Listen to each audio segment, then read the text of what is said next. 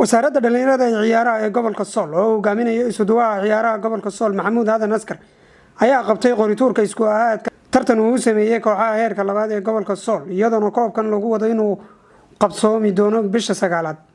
ugu horreyn waxa halkaas ka hadlay isuduwaha wasaaradda dhalinyarada ee ciyaaraha gobolka Sool Maxamuud Aadan Askar.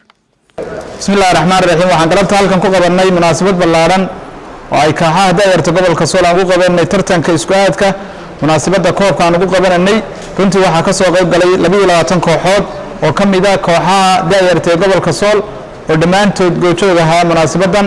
waxa mid walba uu ka qaaday nasiibkooda, mid walba wuxuu ku dhacay kii Ilaahay u qoray. waxaan dhamaantood u rajaynayaa nasiib wacan ka wasaarad ahaan. waxaan xooga saari doonaa markasta qabashada tartamada heerka koowaad, heerka labaad iyo heerka saddexaad dhamaantoodba. waxaan hadda ka nimi oo aan soo gabagabeynay tartamo badan oo ka socday degmooyinka gobolka, qaar kalena aanu hadda bilaabi doono. sidoo kale waxaan hadda bilaabanaa oo galabta aan isku aadkiisa sameynay tartanka da'yarta gobolka Sool oo ka dhici doona garoonka kubadda cagta ee Cabdi Bil Cabdi dhamaadka bishan haddii aan la idmo. waan rajayn doonaa in si qurux badan noogu dhamaado. waxaan u mahadnaqayaa agaasimaha guud ee wasaaradda, wasiirka wasaaradda dhalinyarada ciyaaraha, agaasimaha waaxda ciyaaraha ee wasaaradda dhalinyarada ciyaaraha Jamhuuriyadda Somaliland oo runtii si weyn tartankaasi markii aan ku boorinay noola qaatay. wasiirka wasaaradda ciyaaraha qudhiisu safar ku maqlaan nabadeyn deegaanka Ceergaabo ee gobolka Sanaag oo runtii isna si weyn nooga soo dhaweeyay. si qurux badanna aan rajayn doonaa in nagu qabsoomo tartankaasi. waxaa halkan ku sugan dhammaan kooxihii, qaar ka mid ah mas'uuliyiinta kooxaha. waxaan dhammaan kooxahaasi tartan ka qaybgalaya ku boorinaya inay tartankaasi u soo diyaar garoobaan muddo yar gudahood, isla markaasina ay soo bandhigi doonaan xirfadahooda. qof walbana ka qaadi doono nasiibkooda. dhammaantiin aad baan idin salaamayaa. waa galab taariikhiya.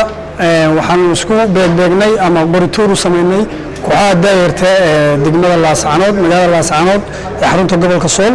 tartankaas oo ka kooban 22 kooxood ay ku tartami doonaan hadduu alla idmo.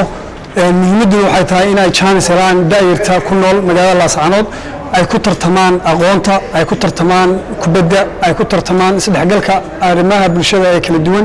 ugu horeeyo sportsku kaasana wax lagu bedeli karaa. ka wasaarad ahaan waxaan diyaar u nahay inaanu dhalinyarada chance-kooda siino. bishan gudaheedana tartamo badan oo deegaanka gobolka Sool ayaa soo dhamaaday, kuwo kalena waan qaban doonaa. koobkana sida ugu dhaqsiyaha badan ba hadda ayuu u dhici doonaa. isku aadkiisu maanta ayuu si qurux badan loogu qabsoomay. dhanka kale waxaa iyaguna ka hadlay dhalinyarta loo qabtay isku aadkan oo iyaguna u mahadceliyay isuduwaha wasaaradda dhalinyarada ee ciyaaraha gobolka Sool Maxamuud Aadan Askar. waxaana hadaladoodii ka mid ahaa isboortiga maanta iskubeebada ka dhacay gobolka Sool aad iyo aad baan ugu faraxsanahay, aad baan ugu mahadcelinayaa.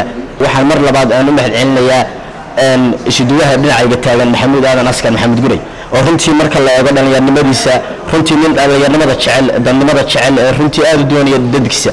qofku ka muuqata waxqabadkiisa, qofku uu hantaagaya dadnimadiisa. aad baan ugu faraxsanahay mar walba dadaalkan ay dhinac taagan yihiin Kabtan Salmaan Cabdinuur Xaashi. aad iyo aad baan u mahadsantihiin. mar walba waan ku faraxsanahay, mar walba waan doonanaa waxay wadeenada qof walba waxqabadkiisu ma qariyo. waxay koobo fara badan bay soo dhigeen, ma koobka ugu horeeya ka dhigaan hadda. aad iyo aad baan ugu faraxsanahay, aad iyo aad baan u doonanaa, waan soo dhaweynaa. si aan noo doonaysaa noo garab taagantihiin aan mar walba horumarka uga talinaysaan. maanta waxaa dhacay maxaa la yiraahdaa isku aadkii tartanka Sool Cup ee gobolka Sool. koox walbana waxay qaaday sidii hore loo sheegay nasiibkeeda. annagoo ka tirsan dhalinyarada gobolka Sool waxaan aad iyo aad ugu haweenahay in tartankan uu noqdo mid sanadla oo joogta sida wasaaraddu nooga dhawaajisay. waana salaamaya dhammaan bahda. Maxamed Barqad Nuur iyo Laascaanood.